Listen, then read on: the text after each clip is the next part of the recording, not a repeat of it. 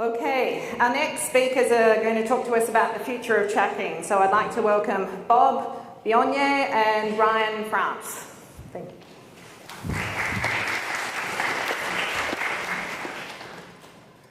Okay, thank you.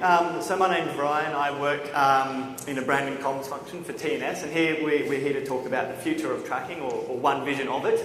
So in the interest of interactivity, I would like to start with a show of thumbs, if I can get this to work. Should I be pointing it somewhere else? Uh-huh. Keep going. Technology help, please. No. Next slide, please. Oh, here we go. Okay, show of thumbs.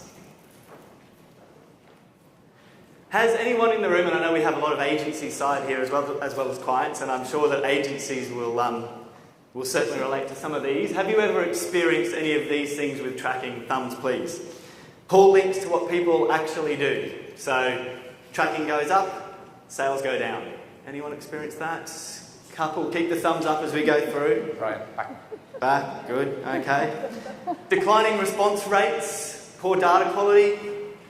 More thumbs coming up. If we don't get all of them on the next one, I'll be surprised. Flat-lined metrics. Nightmare to report, we've all experienced that. I mean, that's fine if it represents reality, but to pay hundreds of thousands of dollars for that seems like a lot. Far from real-time turnaround. Anyone?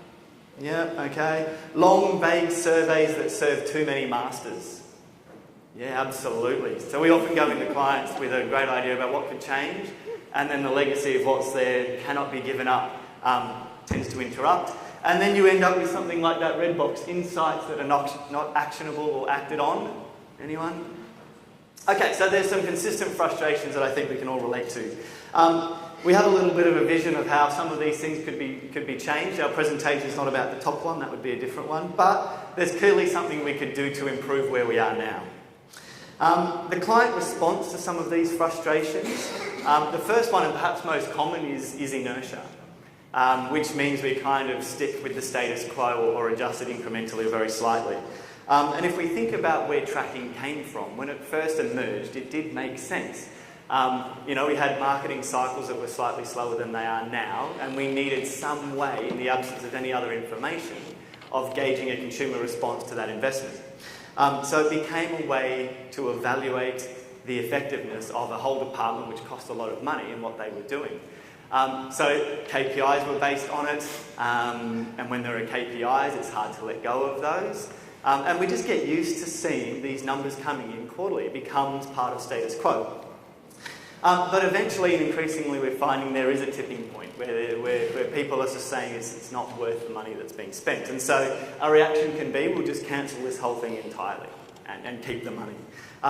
Scale it back is another response, and then another response is to seek an alternative. And so what might those alternatives be? Meanwhile, while this has been happening, there has been the emergence of social channels, which gives us another source of information. So it sort of started back in 2000 there. I actually looked up MySpace this morning to see if it was still around. When I saw it on my slide, it was kind of nostalgic. Apparently Justin Timberlake just bought it for $35 million, which is a $12 billion saving on its peak value. But it's still around. And today, of course, there are lots of them, which means there's a lot of information that's out there. Most of it is people chatting about cats. But there is some discussion about brands, and that does give us a source of consumer feedback on brands that we didn't have when tracking first emerged.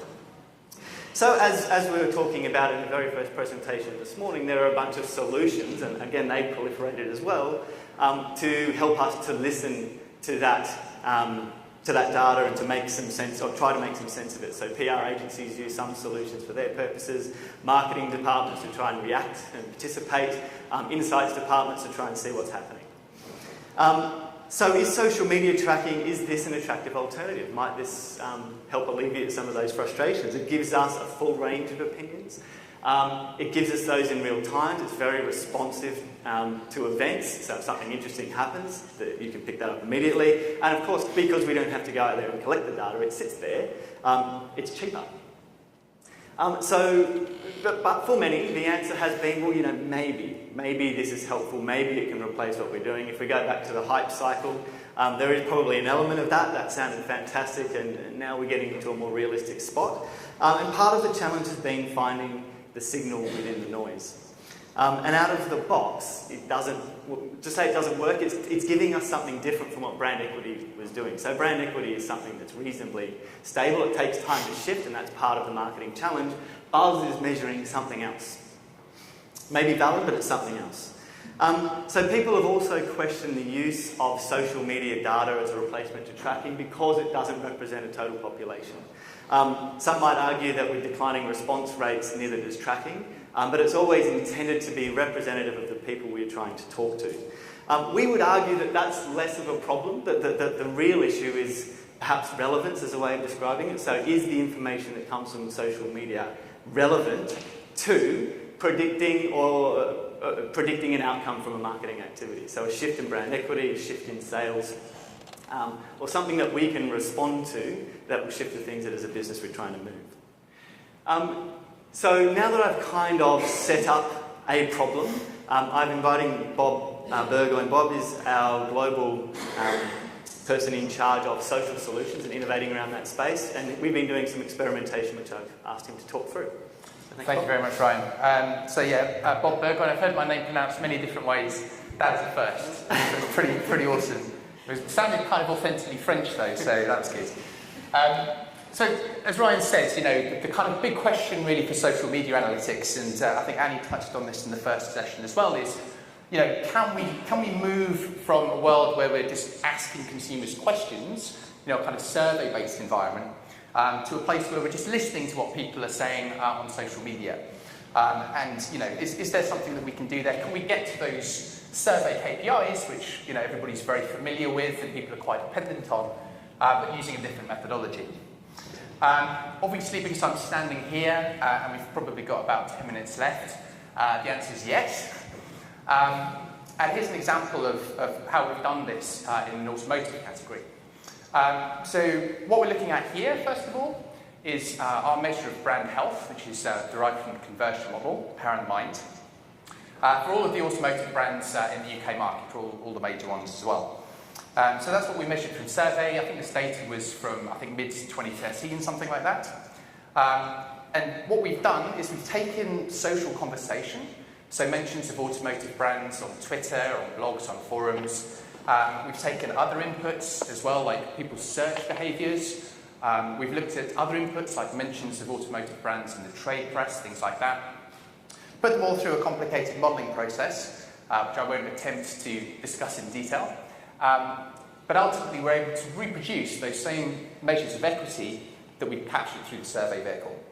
So that's quite impressive. And the first time that we did this, I kind of fell off my chair because, to be honest with you, I didn't believe it was possible. We did it once, I kind of patted ourselves on the back, and then we did it again. And we've done it, I think, about half a dozen times now across a variety of different categories. And as well as point in time, we're able to reproduce the trends as well that we would see in a traditional tracking vehicle. So we've done it in FMCG category, we've done it in automotive, as I said, and we've done it in, I think, about 3 or 4 different FMCG categories. To date, it's been done in English, in the US, and in the UK. We're actually just kicking off one of these in China at the moment. And obviously doing something like this in Chinese, or in China, throws up a whole host of other challenges. So you've got a different social media environment to look at, you've got to account for Sina Weibo, and then there's all the language challenges as well. So really it's quite an exciting time for us at the moment, because if we can do this in China and Chinese, then we're really onto something. Kind of getting that match of the trend lines that we saw from a traditional survey-based vehicle is interesting and it's quite cool. But it's a fairly involved process. There's quite a lot of setup time you need. You need a couple of years or 18 months of time series data. So it's a lot of effort's involved in it. And one of the most exciting aspects to it is not just the fit of the line, which is cool in itself, but the fact that the modelling appears to be predictive of movements in brand equity. So what do I mean by predictive? Well, if you think about today's world of survey, where perhaps you might find out in week 9 that your brand equity was 10 3 weeks ago, and that's actually a pretty good turnaround time. The agencies in the room would probably be patting themselves on the back if they turned around tracking results in 3 weeks. So that's kind of a rear view mirror. As Ryan was saying up front, KPIs are based on it. All of the kind of marketeers look at their reports, they see the numbers gone up, and they think, that's a relief, my bonus is intact, and then they kind of often don't do much with it.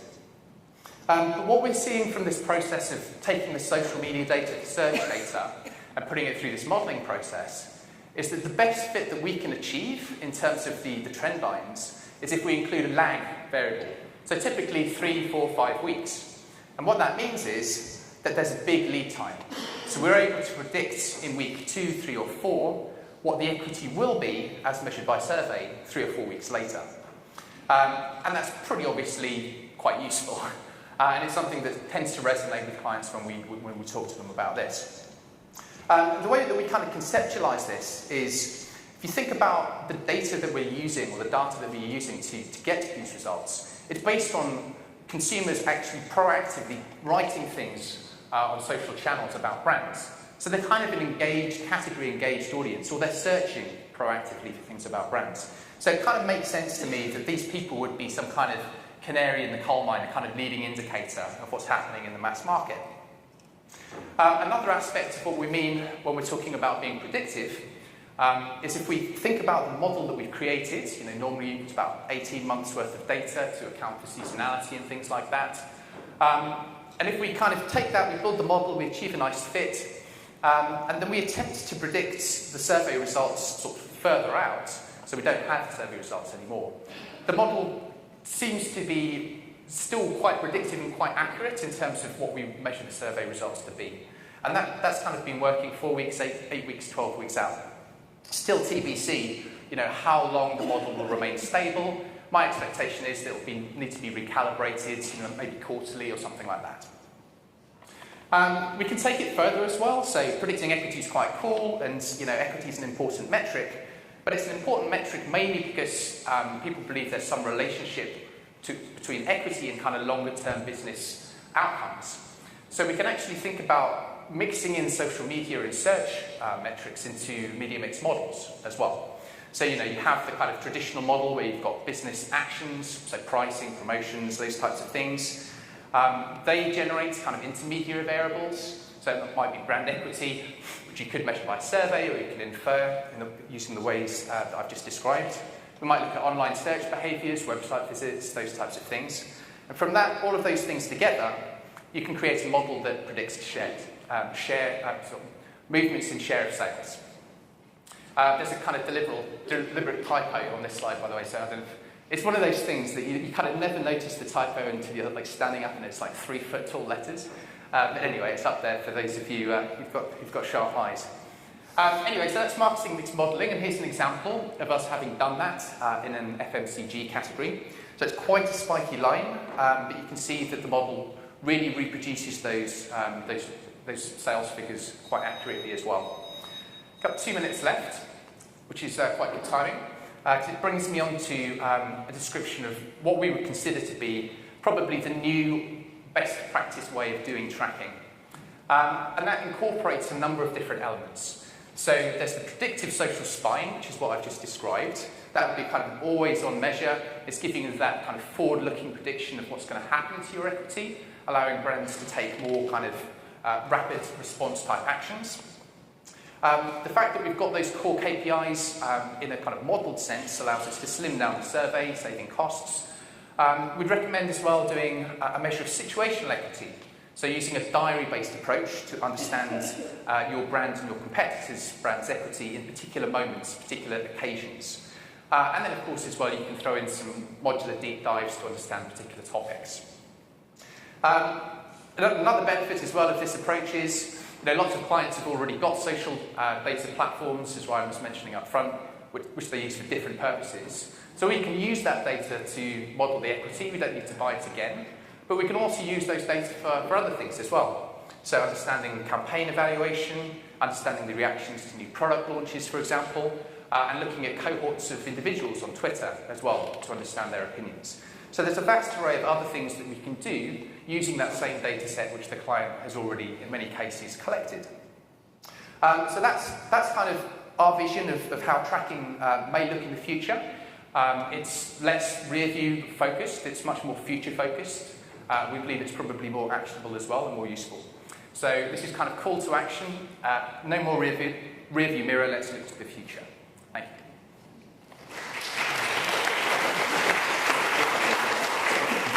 Thanks, Bob and Ryan, and apologies, Bob. That's all right. I'm sure based on the hands at the beginning of that presentation, we've got a few questions to ask, given the thumbs down on tracking today. So, any questions? No questions? There we go.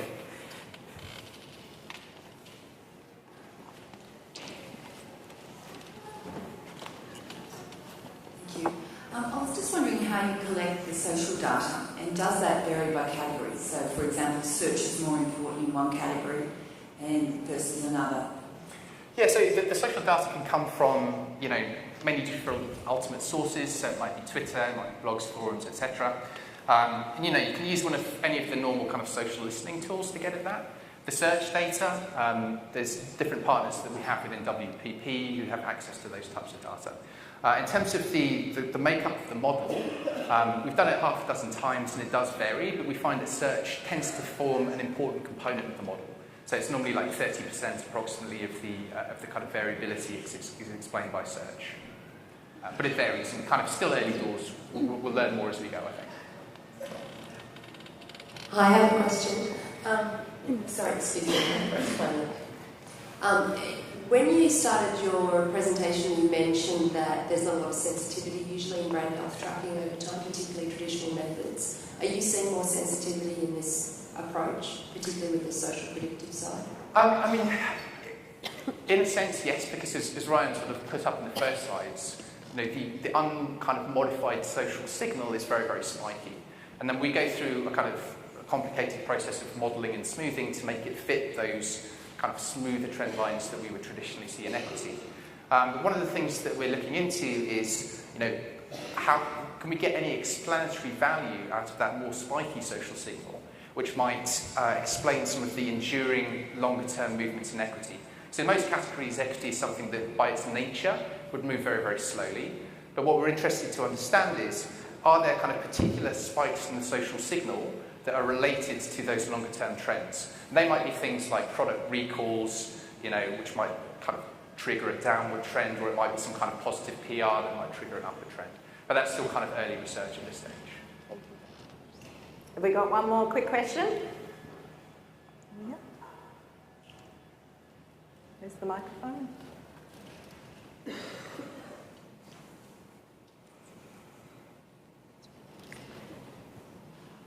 You mentioned that you're doing a study in China, and you said that I understand that social media is very different there and more fragmented and complex. But you also said that language was another challenge.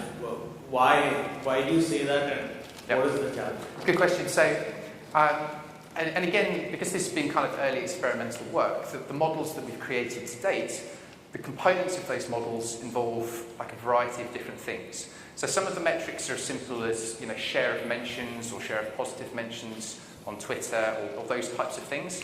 But also some of the models sometimes include categorizing the social content to particular topics. So that categorization of content to topics requires obviously some kind of automated coding or classification scheme. And that's a lot easier in English than in Chinese. Okay. Thank you very much, Bob and Ryan.